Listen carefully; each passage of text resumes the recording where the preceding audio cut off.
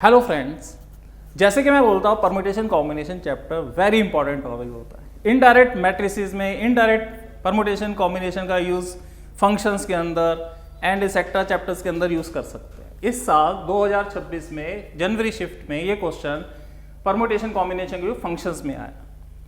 Question क्या कह रहा है?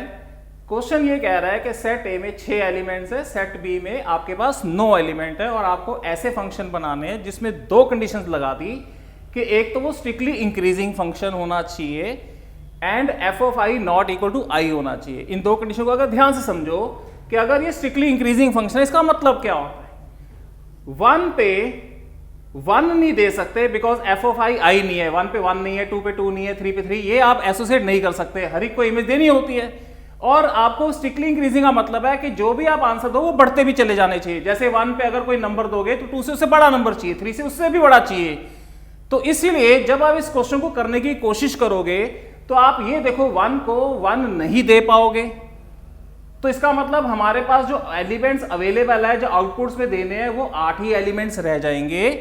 और इसमें भी एक इंटरेस्टिंग बात देखो ध्यान से कि अगर मैंने 2 को कोई भी इमेज दे दी, 2 तो दे नहीं सकते, 3, 4, 5 में से कुछ भी दे दिया, तो 3 पे जो है वो ऑटोमेटिकली ही 3 से बड़ा नंबर आएगा, यानी F of I not equal to I अपने आप होना शुरू हो जाएगा। इसका मतलब है कि इस 8 में से इन 6 एलिमेंट्स को अगर इमेज चाहिए तो इन 8 में से कोई भी 6 सिलेक्ट कर लो।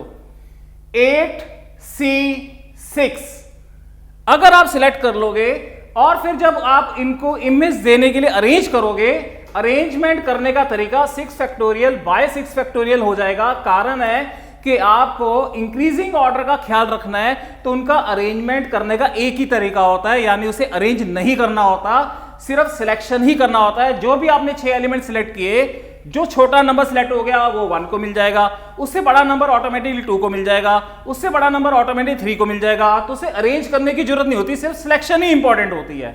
और 8C6 को आप 8C2 भी बोलते हो और 8C2 को लिखने का तरीका 8 into 7 by 2 फैक्टोरियल होता है and that is number of ways 28, यानी ऐसे 28 फंक्शंस बन सकते हैं जो कि आपके स्ट्रिक्टली इंक्रीजिंग भी है और एफ ऑफ आई भी नहीं है।